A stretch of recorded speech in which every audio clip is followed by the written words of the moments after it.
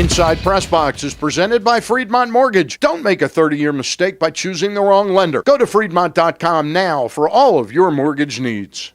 And welcome to another edition of the program we call Inside PressBox. I'm your host, Stan the Fan Charles, and sitting to my right, and he's both a guest and a co-host tonight, is Gary Stein. Welcome, Gary. Thank you for having me, Stan. Appreciate that. I'm looking forward to a show that has me as a guest.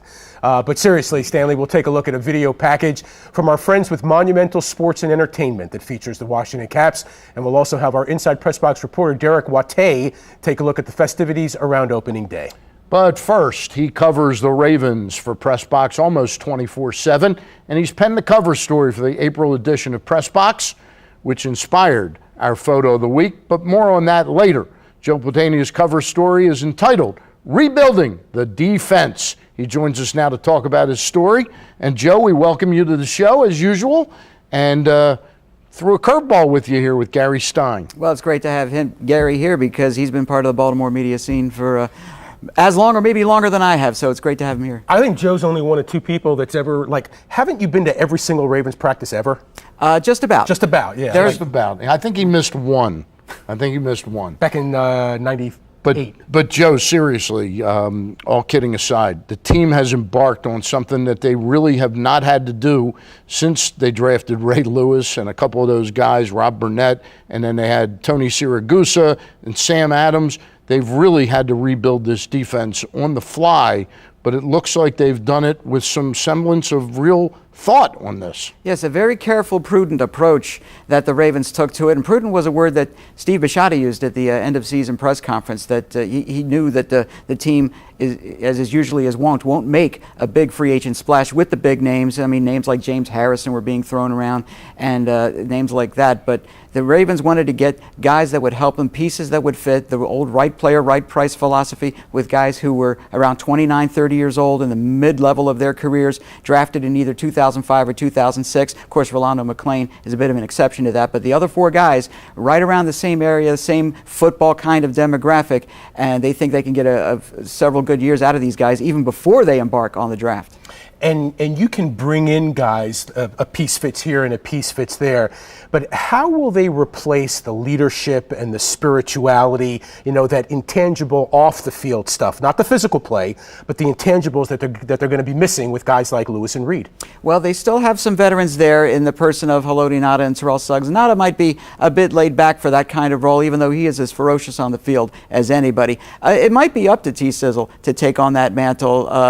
He's in his 30s now. He was very, very young when he was drafted, if you remember, and it might be up to a guy like that to really take hold of the reins and really get in guys' faces and do the kind of things Ray Lewis can do. But let's face it, there's only one Ray Lewis.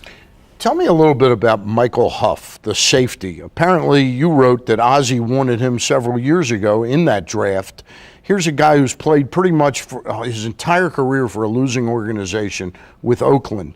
What do they see on the film that makes them think that he's an excellent complementary player here? Well, good range, good athleticism, good speed. They did want him in the 2006 draft. Oakland, of course, drafted higher than Baltimore, as it often does, and the Ravens had to, quote-unquote, settle for Ngata in that draft. So they made out pretty well. It was a pretty similar scenario to Anquan Boldin. They wanted him the year he came out in the draft, and it took 7 years for Boldin to come to Baltimore. It took 7 years for Huff to get here. So you don't replace a Ray Lewis, you don't replace an Ed Reed, 61 interceptions, first ballot Hall of Famer, but Huff has got the range, speed, and versatility to play just about all four secondary positions. He had to fill in at corner for an injury-ravaged Oakland defense last year. So wherever they need him, that's where they'll play him. Well, and clearly their biggest need, at least that they've filled so far, though, is on the D-line. I mean, you look at their acquisitions, and it's been heavily on the front line as opposed to on the back line. No question about it, because that was the level of the defense that underperformed the most. Not fighting through injuries. He's definitely tough, definitely a trooper, but there's only so much you can do there. Pernell McPhee was held back a little bit with some injuries as well. So getting the likes of a Chris Canty and a Marcus Spears, both members of the same draft class in Dallas in 2005, these are guys that weigh about 30 to 35 pounds less than the old Adam Siragusa model. So you need that kind of a rangy, tall, athletic kind of guy to get after these skill position players who are more athletic than ever. Tell me purely as a player, forget the off-the-field nonsense, as we're taping this, it hasn't been fully announced, or they haven't had the press conference for Rolando McClain. But he was a former #1 pick, pick number 6 in the entire draft just 3 years ago.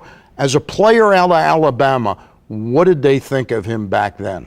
Well, definitely, if you're an Alabama player, you've got toughness, you've got speed, you've got athleticism, you've got the range to go sideline to sideline, which is what you want from an inside backer, and what Reg Lewis at his peak did better than just about anybody. So this is a guy who he can rack up your 7, 8, 9, 10 tackles a game. I think the best he ever had in a Raider win was 12 against the New York Jets and Mark Sanchez, back at a time when the Jets were perceived as a very good team. So this is a guy, the off-field stuff, you have to address it. It's been written about, it's been talked about.